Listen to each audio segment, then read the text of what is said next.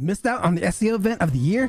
Don't worry, I got you covered. The 12th annual SEO Rockstars was a smash hit, and now you can relive every moment with the comfort of your own space. Introducing the SEO Rockstars 2023 video recordings. Get ready for a digital SEO revolution. Witness the genius of the industry leaders like Dory Friend, Techabytes, and more. They share the strategies that can transform your SEO game. With a few clicks, you can access these individual insights whenever you want. Don't miss out on this golden opportunity to supercharge your SEO skills. Be the SEO rockstar that you were meant to be. Visit SEOrockstars.us and grab access to these remarkable video recordings today. Hey, what's up everyone? Happy Black Friday, guys. We already got James in the back. I'm looking forward to this episode. I'm looking forward to build my own rank and rent affiliate websites and make hundreds of millions of dollars. It's going to be great stuff here. If you haven't seen, James has been doing a tour. So he's been coming out and putting out some great content on there. He has his own podcast coming out. So we'll talk about that as well. So be sure to check out our sponsors today. Today we have a bunch of Black Friday things going on. Let's see here. We have, if you go to SEO.video/Quora, you know, Quora is a great, awesome tool. Check that out, 25% off. SEO.video/Pop, you can get 25% off of Page Optimizer Pro. And our sponsor, Magic PR, is offering a Black Friday code of BF25. And if you didn't know, I'm also attending the SEO Spring Training in the spring. And Terry's offering a $500 off ticket. Go to SEO.video/Spring Training.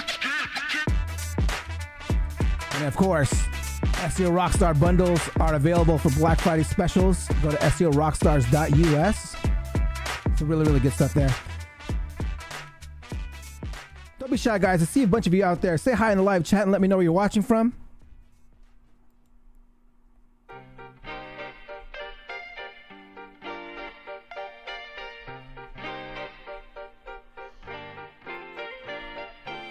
Logan, what's up, James? What's up there, Logan? James is sitting in the back, looking good. Should I order a Lambo? Sure. Give me a Ferrari as well. Let's see. Maybe James can help us. James got that $100 million. He's driven over $100 million in leads and revenue. We'll talk more about it. Get some great advice from James here, and then we can all order our Lambo or Ferrari. Love that. Happy Black Friday, y'all. If you're just tuning in, we have James Dooley in the back. We'll be talking about 8-figure SEO affiliate websites.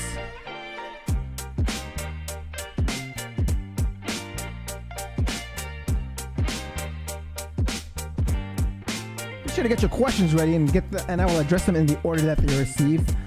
We will be talking about affiliate websites, rank and web websites. So make sure the questions are on topic, and I will get to them as soon as I can.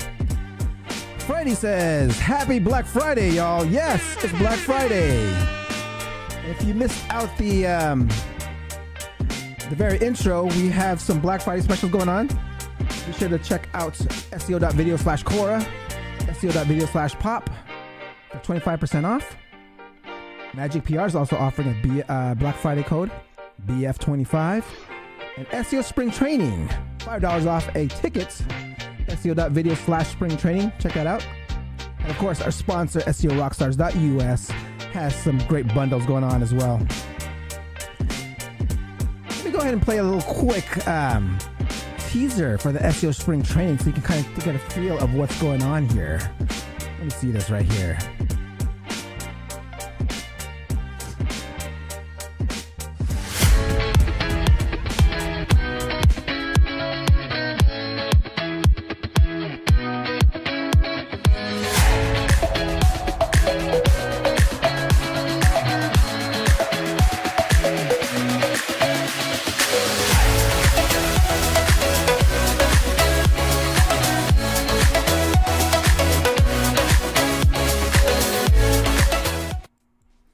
Be sure to check that out, guys. SEO Spring Training, it will be it's in April, so be sure to get your tickets now. We have actually discounts, $500 off, so be sure to check that out.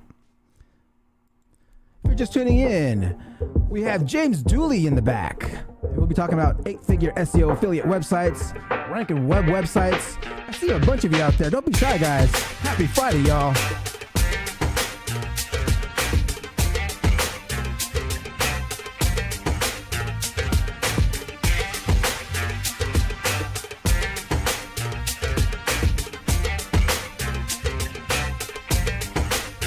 Kenneth. Hey, Dre. Happy Friday. What's up, Kenneth?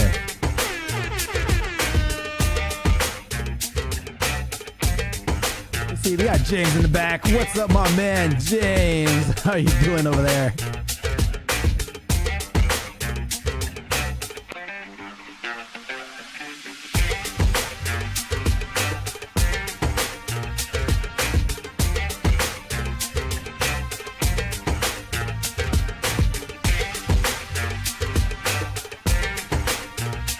How's everyone's Thanksgiving? Everyone eat a lot? I am so full. I have to fast today. I ate so much yesterday. Kobe says, I'm ready for all the rank and rent knowledge bombs. Yes, sir. Can't wait myself. You don't do Thanksgiving in the UK, right, James? Is it? There's no thanks. Is there? Oh wait. No. Oh man, let's see. Do you guys have something similar, like at a different day? No, we don't. To be fair, we've just got Christmas coming up, but yeah, there's no Thanksgiving really. Got it. Love it.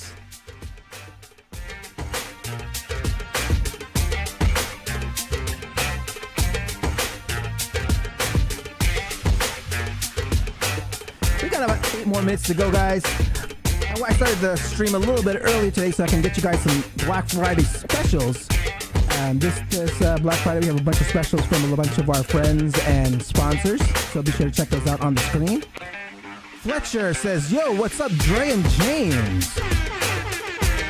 What's up, Fletcher, my man?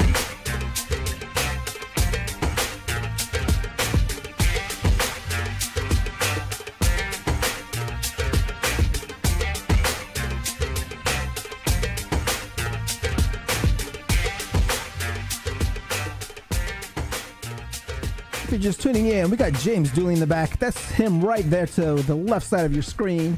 And I want to, we'll be talking about affiliate websites, rank and rent websites. What's up, SEO Pros by Maddox? What's up, Maddox? So be sure to get your questions ready. Brian, my man, I finally made it on time to see the whole show live. Yes, Brian, my man, I'm excited for this episode as well. We got James in the back. Just grooving to our beats. Oh yeah, look at him go. If you're just tuning in, guys, we got James Dooley in the back. We're going to be talking about 8-figure SEO affiliate websites and ranking web websites. Everything you need to know and how to generate a business out of this. We also have some Black Friday specials on the screen for a lot of our friends and sponsors. So be sure to check that out. Stefan, my man, every Friday or Monday or whatever time I come on, you're on. I love you, brother. Thank you so much for coming by.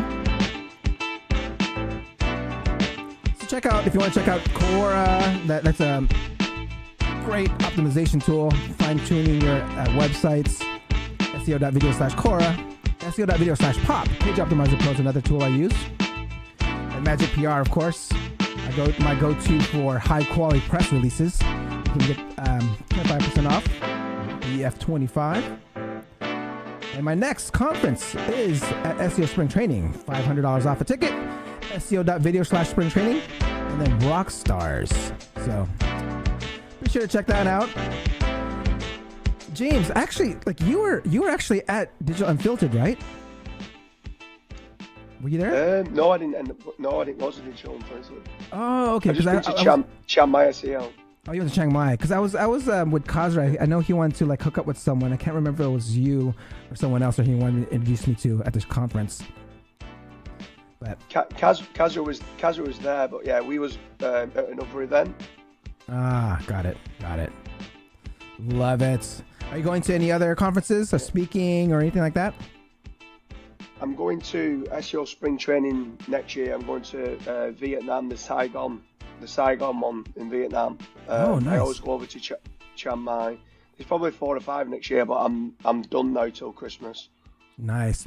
Oh, so you'll be actually at spring training, the one by Terry Samuels? Yeah. Oh yes, let's party, bro, man. we gotta hang out. All right, I love that. See, that's great, guys. Yeah, going to these conferences is awesome, guys. It's the first time I met like a lot of my guests. I went to Brighton SEO a few weeks back, so was able to meet a lot of my guests for the very first time. I'll be meeting James here for the first time at SEO Spring Training in person. So great stuff, guys. Yeah. What was your overall take on the Chiang Mai conference? To be honest, it was brilliant. There's 850 high-level people there, so there's I prefer the masterminds as opposed to the actual conference. Mm-hmm. Just the meetups in the bars and the masterminds. Yeah, there's a lot of high-level people there that. To be fair, there's a lot of people that are actually struggling from an affiliate standpoint, but it's interesting to see how people are scaling staff and scaling processes. So yeah, it was really good. Love that. So there's actually masterminds, like breakout sessions, like where it's actually smaller than the main conference. Is that how it was? Yeah, every day. So it's like it goes on for like 10 days. The conference is only 2 days, but 6 days before and 2 days after, literally morning, afternoon, and in the evening. It's all different meetups. So it's really good. So it was actually there was some organized by other companies or other like. So prime example, Page Optimizer Pro owner Cow Roof, who you've got there as a sponsor, who you've mentioned there as Black Friday deal. We all went to his house. That was one of the meetups in Chiang Mai. So you go there for 3 or 4 hours and just do a bit of a breakout session. It's really good. Oh man, that's awesome. That's awesome. That's awesome. Love that. That's a great community out there. I love that. Yeah. Guys, if you're just tuning in, we have James Dooley in the back. We'll be talking about 8-figure SEO affiliate websites, ranking web websites, everything you need to know to make your first million in SEO. Be sure to get your shouts out. We got about 3 more minutes to go. Victor, happy belated Thanksgiving, everyone. Happy Thanksgiving, Victor.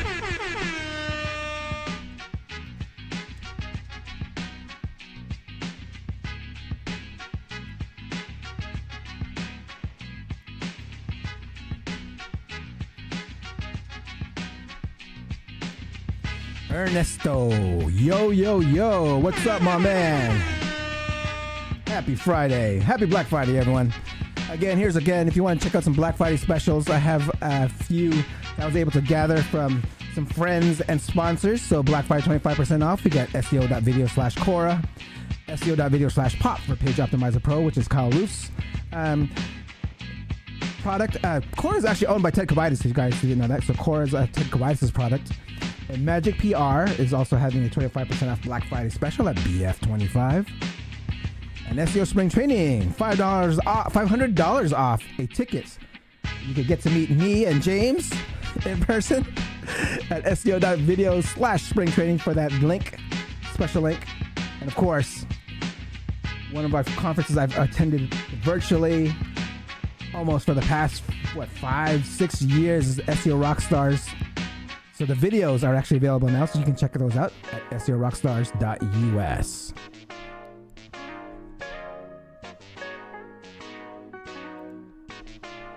It's going to be a good one, guys. I have a bunch of questions lined up to get some great actionable items for you guys to get going. We get to learn a lot more about how James started his SEO journey. So James, I'm going to go ahead and put you on mute now, and I will unmute you about 8 minutes after. All right. Good.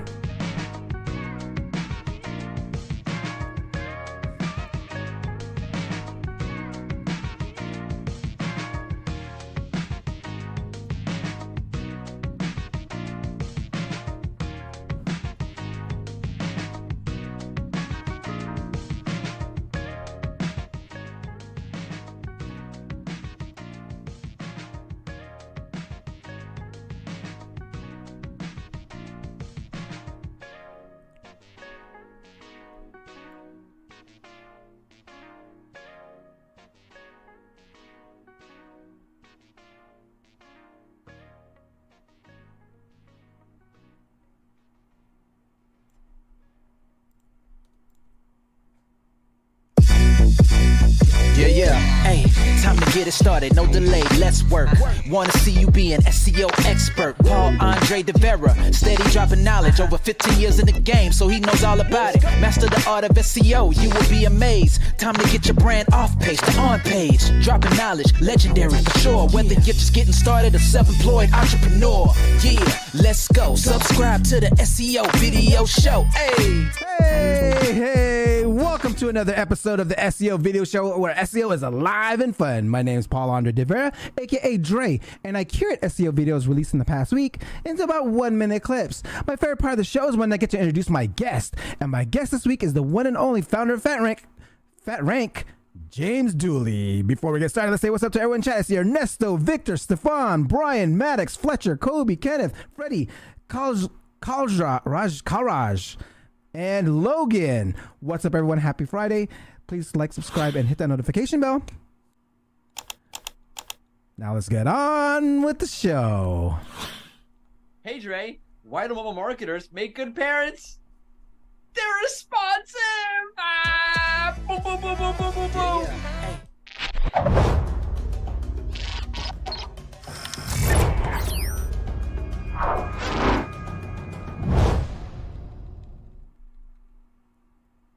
A new episode of Search Off the Record was just released. Here's a tip on crawl errors.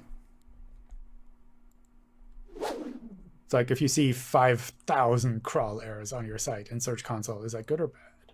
Well, but it depends on the crawl error. Again, it's something that you probably want to know. Like, for example, a 404 means that what does it mean? Not found. And then you can ignore that if you don't think that that particular URL should serve any content.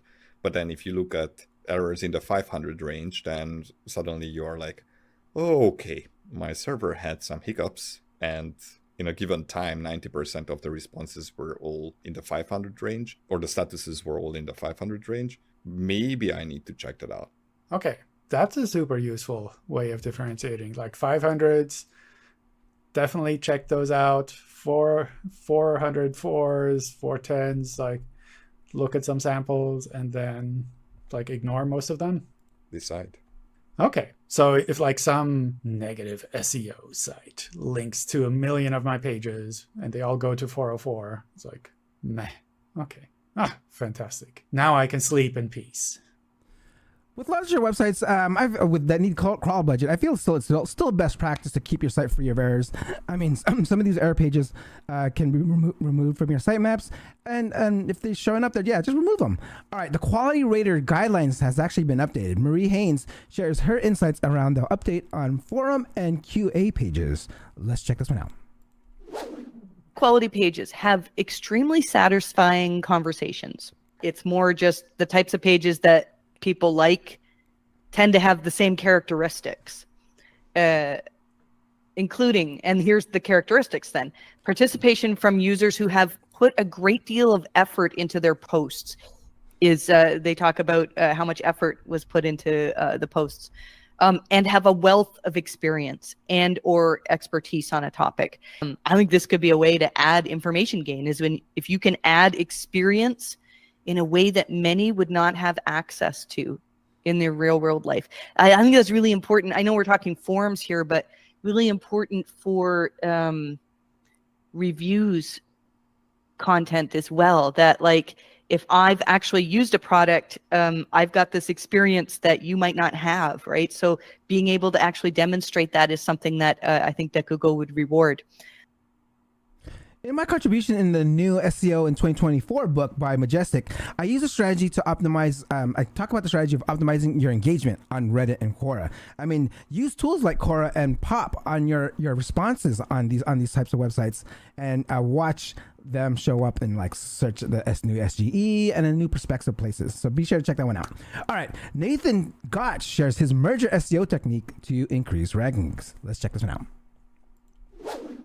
Number one, which is the merger technique. So I coined this strategy back in 2015, and since then I've used this technique to dominate my SEO competitors across countless niches, but I'm not the only one. So I got a random call from Neil Patel in 2016 because he wanted to know more about the merger technique. And since then, Neil has used my technique multiple times to explode his organic search traffic, and Backlinko used this technique as well. And even one of the top SEO agencies, WebFX, uses it. So what is the merger technique? The merger technique is the process of taking a relevant dead business and merging it, 3-1 redirecting it, to your business. And if done correctly, the merger technique will skyrocket your site's authority and trust, which makes ranking for important keywords easier. So the first step in the process is to find opportunities using a tool like Spamzilla. So number 1, integrate Ahrefs. Number 2, set your filters and uncheck all country TLDs, because it can be difficult to register domains when you aren't located in the host country. And you'll need to adjust based on your location. For example, if you're in Australia, you may want to check the .com.au domain opportunities first. Then set TF from 10, Ahrefs DR from 10, and domains from 10. And number 3, start researching. So start with drop domains, which will be marked as available. And this means you can go to any registrar like Namecheap and register the domain.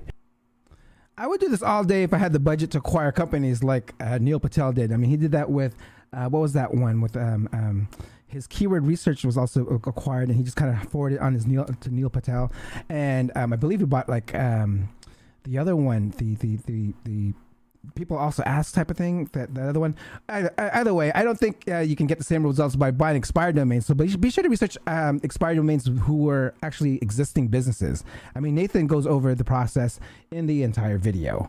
Okay, our last video to share today is by Lee Witcher, his simple way to rank on Bing. Let's check this one out. Bing has 3 large buckets that they go into. One is the sort of the relevance of your content, and that means using your keyword and its variants on the page. That's a very Google thing as well. Bing is a little bit more literal than Google is with respect to that. So get your the keyword you're trying to rank the page for, get it on the damn page. Links, anchor text, that Bing was very responsive to anchor text coming into a page, and traffic. Bing trusts sites that have links from other sites that are indexed in Bing. So if you, and they say that in the webmaster guidelines. If something if you're trying to link from a bunch of properties that are that don't have any indexation in Bing, you're probably not going to get credit for it. But you can go and I like building an Azure cloud link because Bing loves itself. At least it's aware of itself. So if you do that, you can check that tick box to get you in. But I feel, how many of you are focusing on Bing? I mean, I feel there's some untapped traffic and very few case studies out there and resources on Bing SEO. I mean, this will be something very interesting to consider on creating content around in 2024. Do you know what's awesome?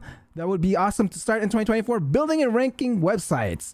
This brings me to my favorite part of the show. Please ask questions and on the topic, and I will address them in the order that they are received. Before we get started, here's a word from our sponsor. Ever wondered how to get your brand noticed? I found the answer with Magic PR. Thanks to Magic PR, my brand now reaches over 300 plus premium news and media outlets. I've seen my news on AP, Bloomberg, Yahoo News, and many more. And it's not just about visibility. With Magic PR's unique SEO process, I've noticed incredible boost in traffic to my site and improved local and organic rankings. From crafting the perfect press release to building a powerful SEO campaign, Magic PR is always there for me. Want to experience the magic of PR? Try Magic PR just like I did. Watch your business reach new heights.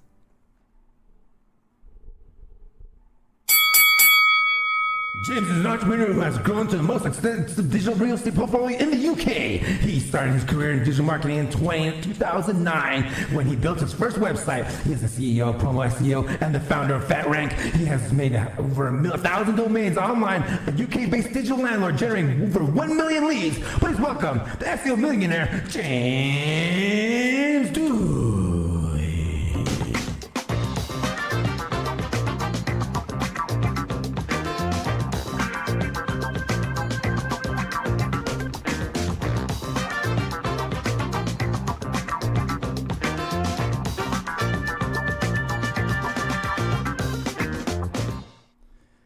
James, my man, welcome to the show. How you doing? You all right? Good. Everyone's going to round of applause. Oh, yeah, we got a bunch of people already in the live chat talking about here. We got Peter Van der Graaf saying, Dooley, shock the hell out of these white hat viewers. Share some great stories with us. Oh, man, Peter, what's up, my man? He also has an episode here. But Peter, I want to get right into it. This is the first question I ask all my SEO professionals that come on here. In 1 minute or less, how does James get ranking on page 1 of Google? That's a good question. So start off by building good quality content, making certain the right entities are on the page, using the right tools like Page Optimizer Pro for edge analysis, do topical authority, build good quality links throughout the site. Start off by hitting the homepage with a lot of branded type anchors, naked URLs, good silo structure, make certain that the site's built for speed, and yeah, that's it in a nutshell. Get the pillars right of good quality content, topical authority, and backlinks throughout the website. Love that. First knowledge bomb of today. Let me rewind this quick. Hold on. James, take us way back to 2009. How'd you first get into SEO? So I didn't actually mean to get into SEO. The construction company I was working for at the time needed inbound inquiries coming in. We got a website built, it wasn't ranking. I didn't understand why it wasn't ranking until I rang up the web designer who said, you need SEO. And then I was like, I ended up Googling what is SEO. Started from there, then started to learn there's a whole algorithm and formula behind getting to the top of the rankings. So I needed to do it for my own site, and then things just started to escalate where we started to build a second, a third, a fourth, a fifth, a sixth kind of website out for different products and services of what we did. And then from there, then we started to generate inquiries for customers that we was working for. Because if we got them busier, indirectly it would get us busier as well. And then it ended up being probably 4 or 5 years down the line, was making more money from lead generation than we was from our construction company itself. Wow. And then a lot of people then started to realize we was dominating for a lot of industries and started to ask us could we help them with their lead generation, and things just snowballed very quickly from there. Love that. So let's go back to when you said you started Googling how to learn SEO. So I'm curious, like, how did you learn it? Like, what were some of your resources? What were you like using and back then? So back then it was like Black Hat World, Warrior Forum. There's just like there wasn't that much information out there apart from a lot of it seemed to be kind of white hat tactics. So getting your keywords in your title tag, repeating the keyword several times on the page. And it was only really when I started, I went to a local meetup, and then people started talking about backlinks. The minute I started to realize what backlinks was, type of backlink back then that I built worked. If I did keyword stuff in, it worked. Basically anything that you did in SEO back then worked. It was the matter of just doing it, and the more you did of it, the better you ranked. Obviously it's a bit different now. You need more quality over quantity, but back then it was, people call it the glory days, but it was keyword stuffing and backlinks back then. And then obviously nowadays there's a lot more to it with semantics and getting the right entities and stuff like that, topical authority. But things have evolved, but it's still an algorithm at the end of the day, so it's still predictable if you know what the formula's needed and what inputs you need to put in to get the output. Love that. And stuff that were you doing back then, I mean, are any of that stuff still working today? To be honest with you, in local, there's still stuff with regards to blog comments and mass, like even GSA can still work in local. We don't specifically do much of GSA. We're mainly doing that. We still do it like tier 3s and stuff like that. But there's still a lot. There's still getting the keywords in several times on the page works better than only having it once on the page. But in the affiliate space, it's very different. But in local, you can still get away with a lot more than what people think. You can still get away with a lot of exact match anchors and stuff like that. So yeah, there's still, you can still push the boundaries a lot more than what people think in local. Like you said, affiliates a little bit different. Love that. Love that. Speaking of our topic today on affiliate websites and ranking websites, I would love to come to my first question on the topic here. So for those, like, what do you think, you're talking about the keywords and stuff like that, like what criteria matter the most in keyword research for determining, SEO when selecting an initial niche, like in affiliates? So I always try to make certain that I do a cluster at a time. So if I'm going to go into a certain industry, so let's say I'm going into, if I start off, let's say in the casino market, if I'm going to go down the market of slot games, I'm going to want to make certain that I completely cover the topic in its entirety about slot games before I start moving on to poker or baccarat or blackjack. I want to make certain that each category is finished before I move on to the next, because then I've got a nice tight cluster that are all internal, linking to each other. And I think too many people go too broad too quickly and into multiple different categorizations before completing one thoroughly. Love that. So really go down to just the games first, like go to get like authority on just one game, whether it's baccarat or blackjack. Just write a ton of stuff on that and then build out from that. Is that like kind of like you're kind of alluding to? Yeah, basically. So if I revert it back to, let's say, lead generation, so in the plumbing, in let's say the roofing industry, there's a lot of different subcategories within roofing. So you've got like flat roofing, biodiverse roofing, heritage roofing, slate roofing. If you're just going to start off and just do slate roofing, do every single possible product related to slate roofing before you move on to flat roofing or like you said, heritage roofing, blue roofing, brown roofing. These are all different types of roofs that you can install. So, but before you move away from slate roofing, don't then move, like you said, onto something completely different.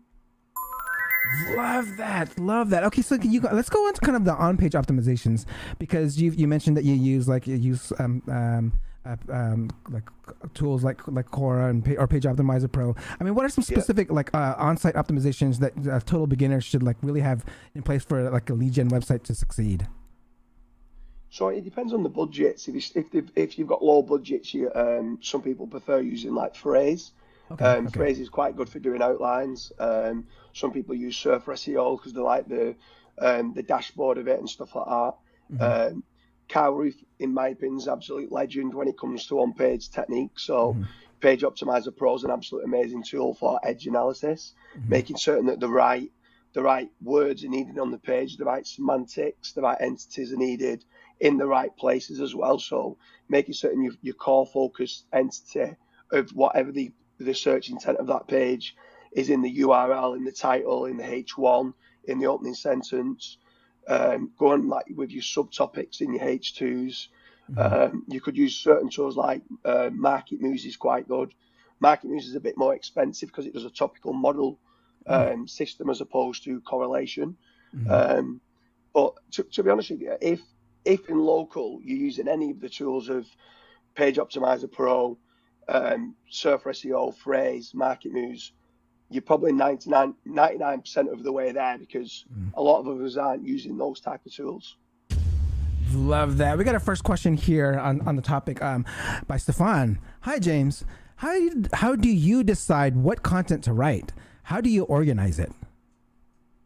So that's a great question. And to be honest with you, we've got a lot of different staff within the business that actually do this in a different way. They prefer different ways of doing it. So I won't say there's a one size fits all, but if we went down the road of, let's say, a carpet cleaning website, I wouldn't start off by just doing all main money keywords to do with carpet cleaning. I'd start off with informational type terms like how to remove red wine from carpets, and go down that kind of route, which is more of an informational based page. It's easier to rank for. It gets quite a lot of search volume, and trying to get as much traffic to the site initially before you start going after the hard keywords. So some people call it like the SEO avalanche approach, or going through your traffic tiers and stuff like that. But it's about trying to start off, do a proper topical map, do proper keyword research, load 3 or 4 of your competitors in that you want to try and go after, extract all their keywords that they're ranking for, load it into like a keyword clustering tool like Keyword Cupid. You'll see what pages are needed, and then try to. The keyword difficulty tool in Ahrefs is slightly flawed because it's only based off link kind of power. But you've got to try to understand and put it into some sort of hierarchy of these are the easiest terms that I can probably rank for that's going to start getting the website kind of some sort of traffic. Start off with those and work through the traffic tiers, and then start working towards then the bigger money keywords. So yeah, start with the easier to rank for terms and then work through, but just try and get through as quickly as you can to complete the clusters that you need to basically cover the topic in its entirety about whatever topic or niche that you're entering. Love that. Hopefully that answers your question there, Stefan. So that actually kind of brings me into kind of like my next question on it is like what type of like what's the minimum like level type of unique custom content needed like per niche for the for the money site, like for the chance of it ranking before like anything else? It completely depends from niche to niche. So if you're entering an easier to rank for, like if I go in the realms of carpet cleaning, for example, if you're trying to rank for carpet cleaning in Sarasota in Florida, or carpet cleaning in Miami is harder than carpet cleaning in Sarasota. But you've still got to try and build out pages around all the suburbs of the area of around Miami, but then go after all the informational keywords. Content nowadays is that cheap with regards to you can be using AI with the right prompts like ChatGPT or blogging or whatever your preferred, like SimWriter, whatever your preferred AI writing tool is. Try to still get in like some sort of human editing to those pages. And then, yeah, I mean, we've got some sites that have only got 30, 40 pages and they could be earning us $2,000, $3,000, $4,000 a month. So it just matters how big you want to go with the site. We've got certain sites that have got 40,000 pages. But you could start off with a small suburb and then just keep building out from there. Love that. And just I kind of like I want to take this kind of rewind this a little bit back, because I mean, for those that don't know like what a ranking web website is, it's like we're talking about like how we're building these ranking websites, but what are these ranking websites doing? Like, are you renting these out? Or you selling the leads? Can you kind of explain what you're doing, kind of building these kind of like thousands of websites per location? Are you like are you actually renting them to someone, or at least kind of explain the whole process on that?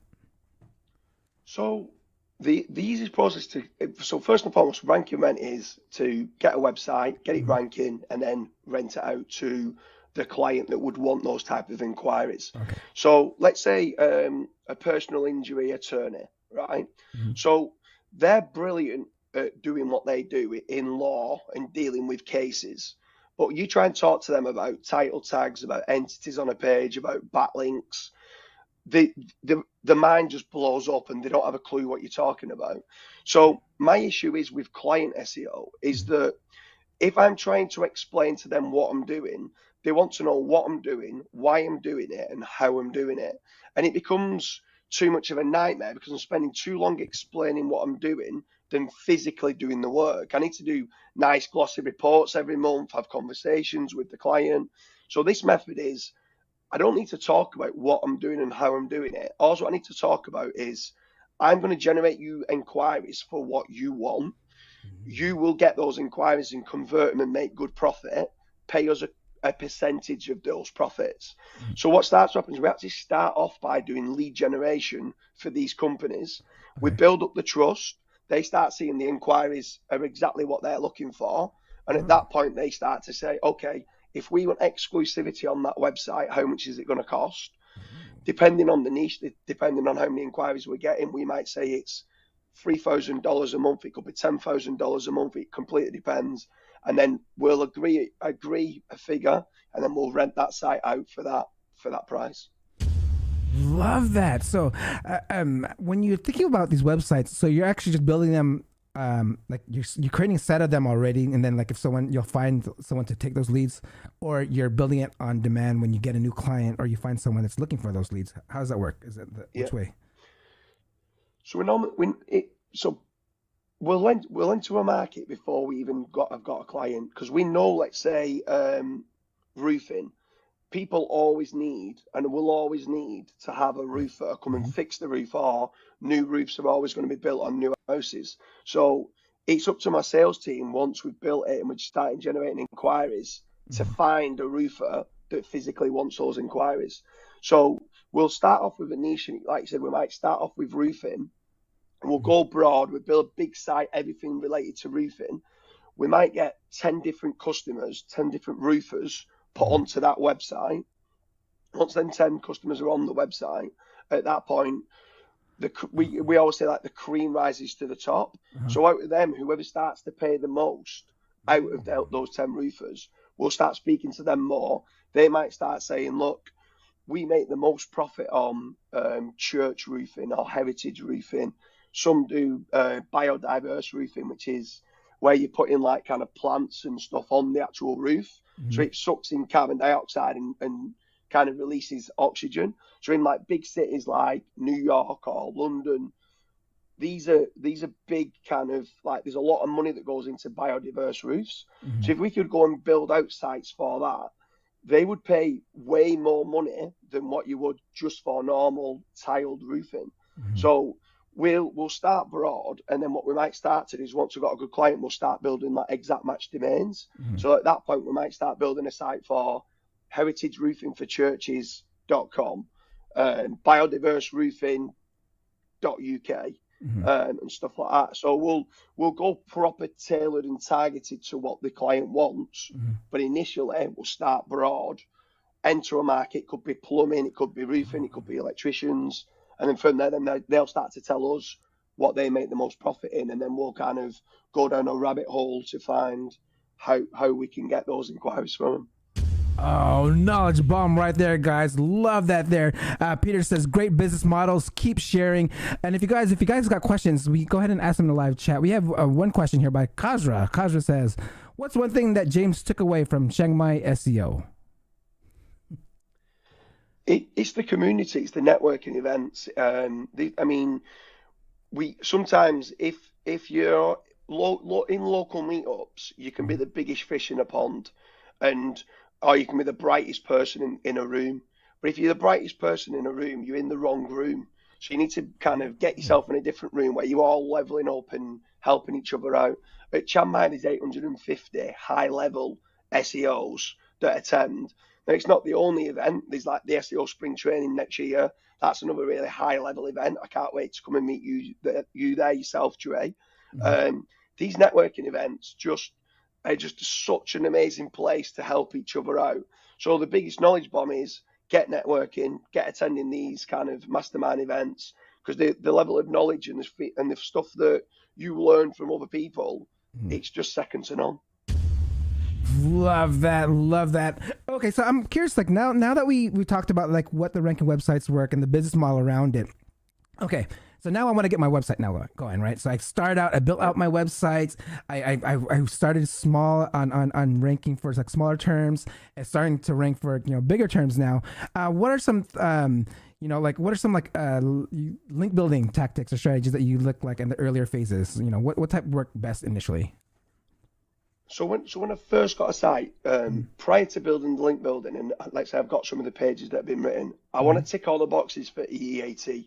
Okay. I used to believe that EEAT was a myth. I used to think that it was just like a selling point for SEO agencies to try and sell. Oh, we sell EEAT, and I'm just like, yeah, okay. But then we had a few websites that actually got a manual action penalty for author transparency. So I've only ever had it in the finance and Google News. So if it gets in Google News or it's in finance, I've only ever had the manual action penalties for that. But now I've had those, and I've started to realize what the Google quality raters are looking for.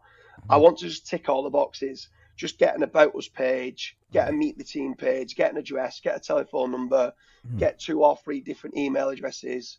So once I've got all them, what then it allows me to do as well is, once I've got an address, is back to the question of where you first start, let's say from a link building strategy, I'll go and get myself 300 to 500 like citations, business directories, They're all no follow naked URL links that initially that you're getting, but you're getting that base layer of 300 mentions of your NAP, name, address, phone number, on lots of other sites, naked URLs, no follows. I then go and do a Magic PR campaign. So I know Madge well. So he's one of the sponsors here on your podcast. That goes and gets me 300 to 400 syndicated press articles as well. In that, I make certain that I embed an image, the video, my GMB, I get the NAP listing, and then I'll go and get, again, either branded or naked URL anchors. So I go down the realms of going after a lot of branded, a lot of naked URLs, a lot of no follow initially, just as the pillow links, the foundational links. Before then, I'll start moving on to PBNs, guest posts, niche edits, and that's where the power comes from. But to start with, I'm trying to get the foundational links put in place for trust. Love that. So, okay, so in the very, very beginning, you don't even worry about like keyword-rich anchor text. It's all brand mentions and all just and oh, great tip right there, guys. Great right there. I might be doing a little bit something wrong there, but yeah. So, guys, if you guys gonna do that, make sure like brand, and it does make sense because you just want to establish your brand name and stuff. And you're talking about 300 to 500. I mean, I'm here maybe doing like 50 to 100. So, do you think like there's still more? There should be more than just 50 to 100 and go higher? No, I mean, to be honest with you, in a lot of niches, 50 to 100 citations is fine. But for the price of them, the cost maybe 40 cents. So you're talking for 500, it's only going to cost you maybe $200, $300 to get it done. I just prefer going for quite a, like, if I'm going to go for a site, I'm going to go big, and they're all naked URLs, they're all no follows. I just want that diversity, which then allows me to get a lot more do follows, exact match anchors. It's just the foundations then are in place then for me to then go big, go broad. I also do like to give that kind of quick injection of link velocity that's coming through to the site. So it's giving that big burst. I've built quite a bit of content out. You've got quite a few of the links that are coming through. There's something else as well. I also do like what people call like a social fortress, which is just getting like your Twitter, your Facebook, your LinkedIn, your Pinterest. Try and get all them branded as well, which are all going back to your site. There's some like cheap kind of Fiverr gigs where you can use like SEO Autopilot, Money Robot, or GSA, SEO Nuke, tier 2s or tier 3s that go to your Tumblr, your Rebel Mouse, just basically your social fortress around your site, your branded Web2 profiles. Get some links hit to them just to get them indexed. And again, they're just branded back to your homepage. So I just try to tick as many boxes as I can just to get the trust element before I'm starting to go with the power of PBNs, guest posts, and niche edits and stuff like that. Love that. A lot of knowledge bombs dropped in that one. I wanted to talk about, so you talk about trust. There's one thing that you mentioned when you're talking about EAT, and you talk about developing an About Us and Meet the Team pages, right? I'm curious because when you're making thousands of rank and rent pages, are these like real people, like real staff that you're putting on About Us and Meet Us, or like how does that work? I don't understand like how that you're able to create that. So that's an amazing question. And for the rank and rents, what we'll normally do is when we first build the site, when we very, very first build the site out, we won't have a Meet the Team page. We'll have an About Us saying what this site is about, that we're a roofing specialist and stuff like that. Once we've got a few clients on the website and that they're interested in taking those leads, we'll speak to that company and say, look, we want a message match. We want to make certain that the people know who they're inquiring with. Can we put your details on this website? In time when they're renting their website, further down the line, we'll put their company details on. We'll be putting like a telephone number which redirects through to them. We'll put their members of staff on our website. So it's my website and I own it, but I want their staff to be on my site because one, it's better for trust from my site point of view, but actually two, when they're inquiring, if let's say you're going to pick up the phone, Dre, and speak to him, and you're on my Meet the Team page, there's a message match there. You've filled in a form on roofing specialists. Dre's gone and picked up the phone and says, "Hi, I'm a roofer," and they can see you on my site. They've got more trust then with the site, and there's a connection between. Because if it's just coming from roofing specialists, and you go and pick up the phone and go, "Hi, it's Dre Roofing," and they say, "Who's Dre Roofing?" Do you know what I mean? It doesn't make sense. Where we'll put the company staff and the company members on that site. Hopefully they might have won awards, they might have certain accreditations. We can put all that on the website as well. It's the website is going to be built for our client that's renting it. So we almost want to put their details on. We almost are competing against their website, and they love it, because business owners at the end of the day, they actually only care about one thing, and that's a return on investment. Can they make profit? So some people talk about impressions and clicks and SEO and backlinks. Some of these business owners, they don't care about that. They just care about how many inquiries they're going to get. Are they going to convert them into orders? How much profit they're going to make? And as long as they're only paying you a percentage of their profits, they're happy. So they'll do whatever you ask them to do, as long as they're making profit from it. Love that. So you actually built the sites kind of more without the about Meet the Team, and then you kind of add in that later. But okay, so I'm kind of I have a kind of curveball here, because I mean, what happens if like I'm creating these websites, and you mentioned like getting citations to the NAP, right? The name, address, phone number, and are you building like a Google business profile for this site before it actually gets a client attached to it, or like how does that work? So sometimes with regard to the addresses and stuff like that, when we very, very first build the site, we'll build the pages out initially. And when we're going after the pages, what we'll start to do is we'll rank almost without the signals, without the links. These are really, really, really easy to rank for suburb kind of areas. Not the Miami, the Sarasotas of the world in Florida. So that the smaller areas that what you can rank for. Once they start dripping in the inquiries and we're speaking to these customers, within weeks they're saying, like, when we first start, we're not charging them any money initially for the leads.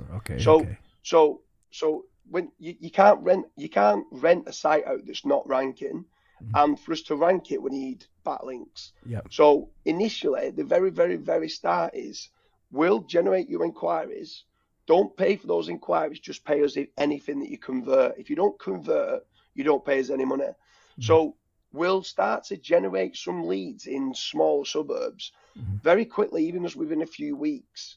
We've probably got, if we've gone out to 20, 30 roofing companies, you've probably got 5 or 6 of them that are really, really interested in working with you. They'll start to give you their information. They'll start to say, yes, you can use our address. Ideally, on the bigger site, we'll want to use an address in an ideal world for a roofer that's not got a GMB. So we can use their address to put a GMB to it. Now, once we've got that address on that website, it's then difficult for us to then send the inquiries to, let's say we've got 6 people to 5 companies. But then once you've got the other 5 companies that are interested in the leads, we can say, look, we can build you another site out, and we can build a second, a third, a fourth, a fifth site. So we can then that's when we start asking them, where do you make money? Because one of them could be tiled roofing, one of them could be blue roofing, one of them could be the biodiverse roofing. And at that point, we're going to build them a dedicated site, and then we're going to put their details on because we've built it for them. So we're going to have their address on. If they've already got an address with a GMB, we won't create a GMB for it. But sometimes they might say, look, we've got an office address here and we've got a warehouse address here, and they might allow us to use the warehouse address where we can set a GMB up.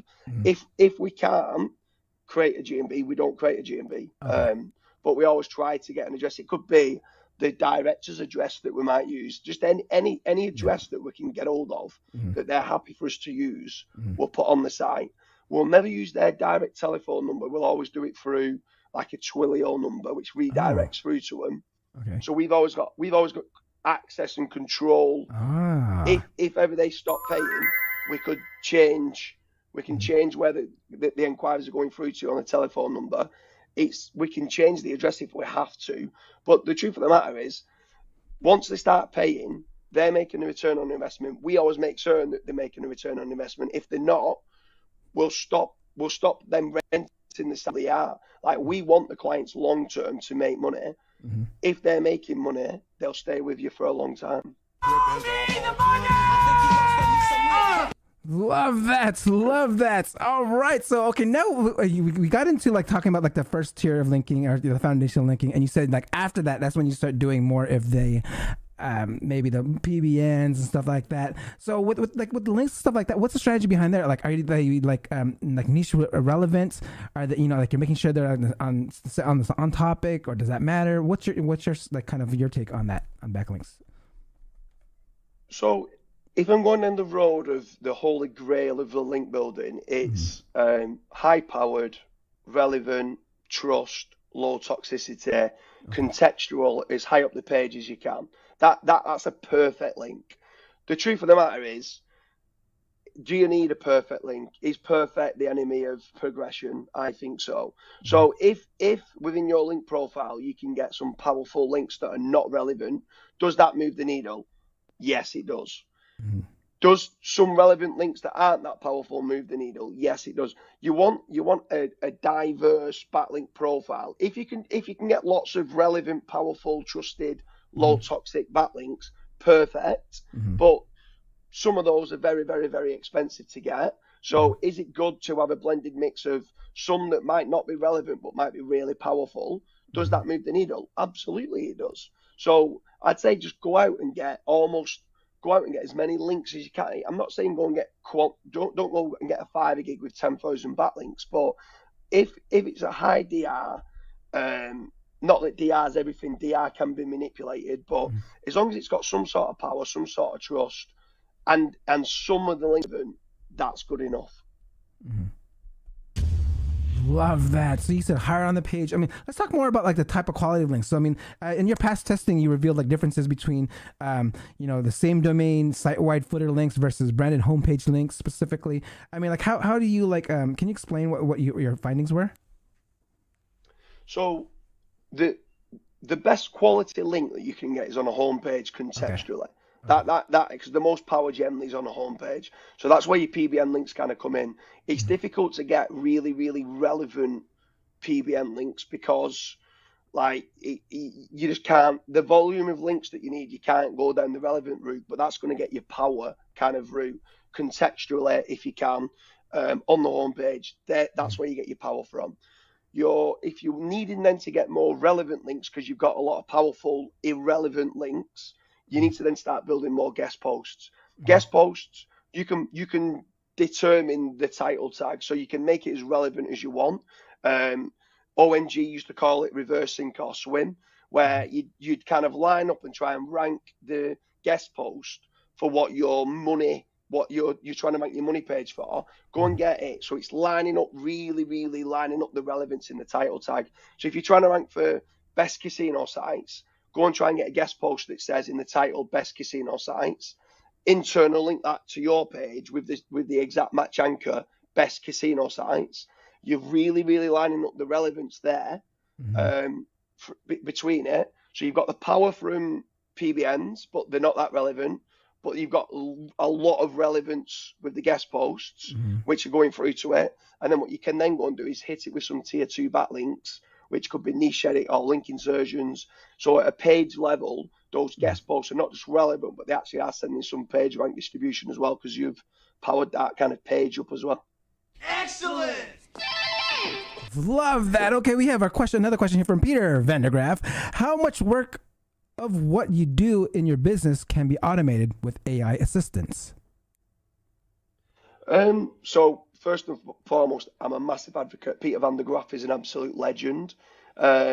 He's one of the OGs of the industry. A very, very, very advanced guy. I've been a few masterminds with him, a few meetups with him. Hats off. Nowadays, quite a lot. A lot more now can be automated with AI. So there's so many times that you can literally go and get a page now that's been written well, especially for stuff like guest post content, where you can get hold of an article, ask ChatGPT or whatever your preferred OpenAI kind of tool is to rewrite an article. Once it's been rewritten, you can then put certain prompts in place, like, please insert 15 of these high salient entities, which you can get from like Page Optimizer Pro. So not only is it being rewritten with AI, you're actually now adding 15 entities or 20 entities that initial article didn't have. So for content writing, especially for guest posts, your supporting documents, that can all be done with AI, and it works very, very, very well. A lot of the logos now can be done with AI. You've got stuff like Mid-Journey and stuff like that of what you can do. You can do like faceless videos now with AI. There's a lot now you can be doing. To be honest with you, we've actually got an in-house AI team now where we're seeing what other stuff can we start implementing with AI that we never used to be able to do. So there's graphic design, there's videography, there's content writing. I'm sure there's a lot of other things as well that we can be doing that we're not doing yet. I'm still trying to learn myself. I think the progression of AI is exponential growth at present. So it's we're utilizing it a lot, but probably not enough at present. We probably can use it a lot more. Love that. Okay, guys, I'm coming to my last couple questions here. We're coming close to time. So if you have any questions, go ahead and ask them in the live chat. So when you talk about getting for PBNs and guest posts, like how do you actually vet the right ones to get on? I mean, because I'm pretty sure there's some PBN networks that you're like, okay, those are trash. You wouldn't want to be on any of those or anything like that. I mean, as like, what's your vetting process of like finding the right, like, you know, maybe PBN network or guest posts to use? So personally, in-house, we use a tool called Link Research Tools. So Link Research Tools, it shows trust and toxicity. A lot of people talk about DR, which is within Ahrefs, and talk about spam score from SEMrush. We also use SEMrush and Ahrefs as well. We use Majestic SEO as well. So we do go through quite a big vetting kind of process. But the truth of the matter is, if you sat there vetting every single link, you can start looking at every single link. It has some degree of toxicity. So if you're going to be too scared, you're going to end up being sat there procrastinating and not building any links. So we've got certain parameters in place, like, has it got high DR? Has it got some sort of trust? If you're using Majestic, is it like the trust and citation flow? Does it look okay?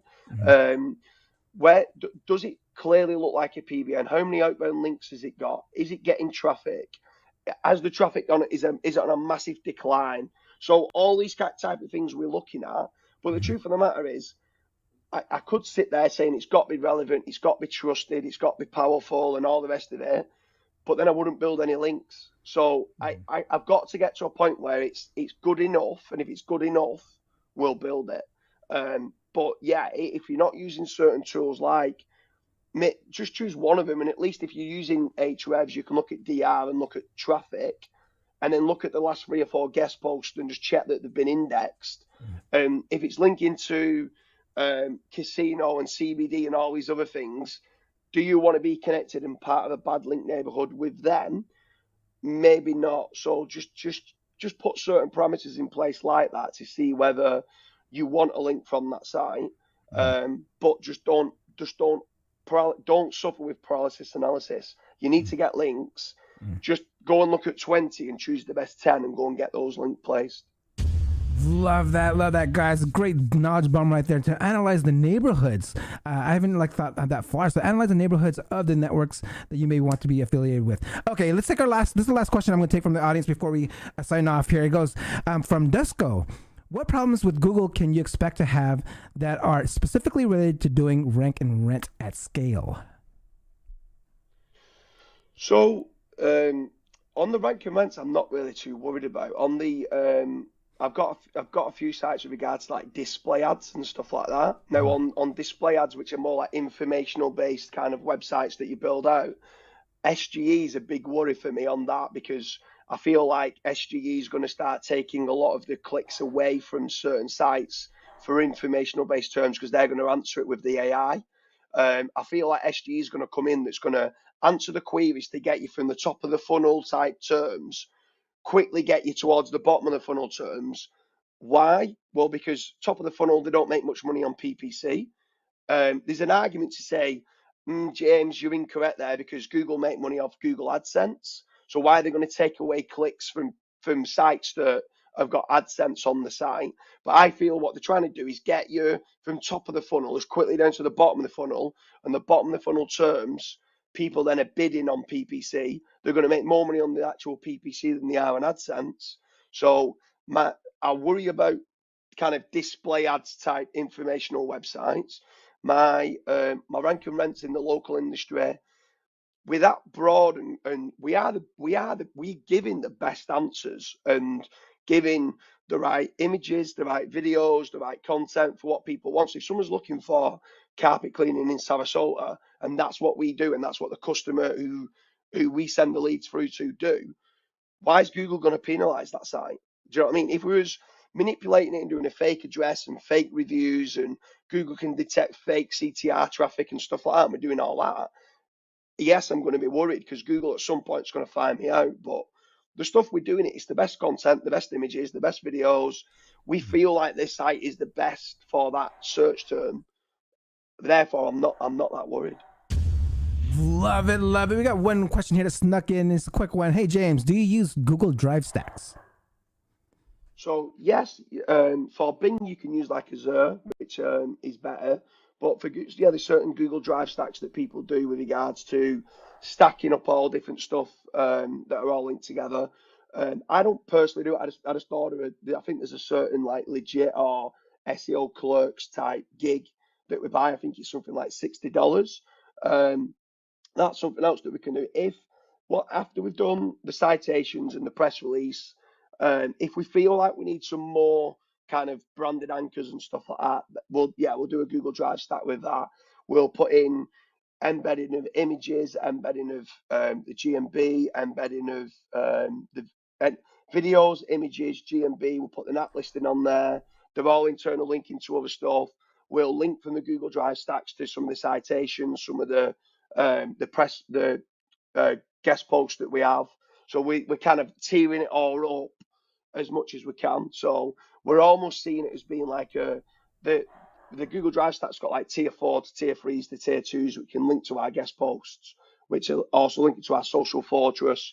We're just trying to get as many mentions on the internet as we can that come back to our site.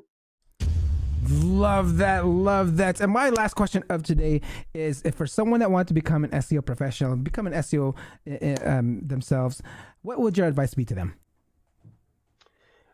It takes a long time. Rome wasn't built in a day, and there's a lot of people that come along and they feel like they can learn SEO within 2 to 3 months. There's so many different nuances from one niche to the next.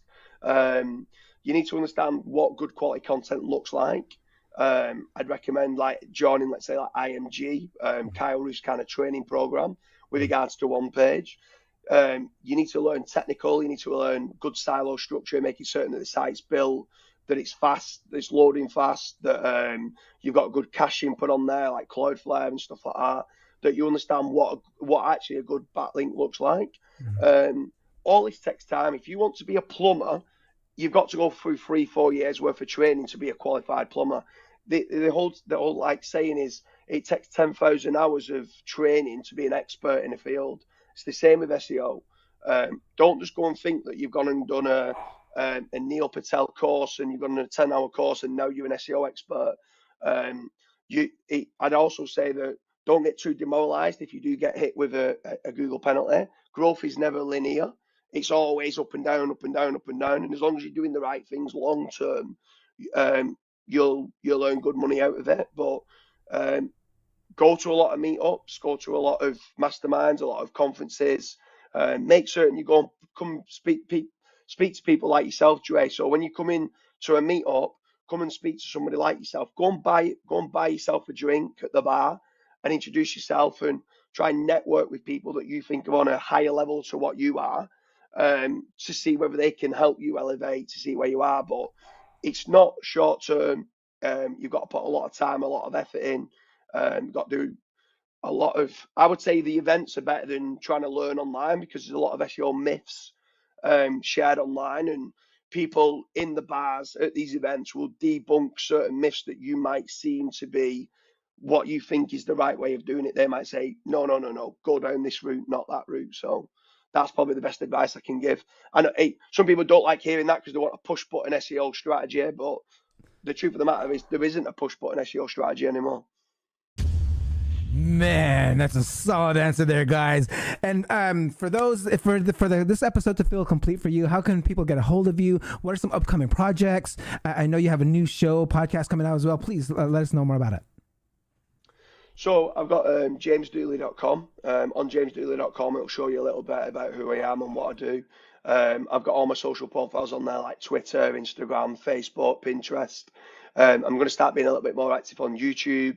Obviously, I seen Kazra came on your podcast, and as soon as I seen everything of what you're doing, I just thought, wow, I fell in love with your channel, for being honest. I think the value that you're giving and the people that you're getting on is brilliant. So yeah, it's jamesdooley.com. On there, you'll see all the other social profiles that's on there. That's the best way of getting hold of me or following me online. Thank you so much for the comments there, guys. Everyone's give a round of applause. All right, James, can you hold on for one quick second while I sign off? Just hold on for one quick second. All right, guys. That concludes another episode of the SEO Video Show. Please don't forget to like, subscribe, and hit that notification bell.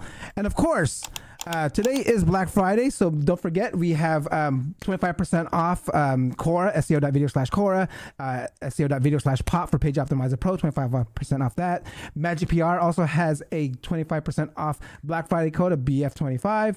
SEO Spring Training, which we talked about here on the show, where we'll also, James and I will also be there. So it's $500 off a ticket. So go to SEO.video/spring training.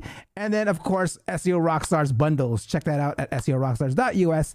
And I will see you guys next week. Peace out. Thank you for watching. Hope you come back next week. Make sure to subscribe. You don't want to miss a thing. Hope you learn something new, because the vibe is incredible. From the special SEO professionals, SEO video show. Let's work. Want to see you be an SEO expert. Paul Andre de Vera helping you step it up. No delay right now. Time to level up. Hey, thank you so much for watching. Make sure to subscribe. Woo!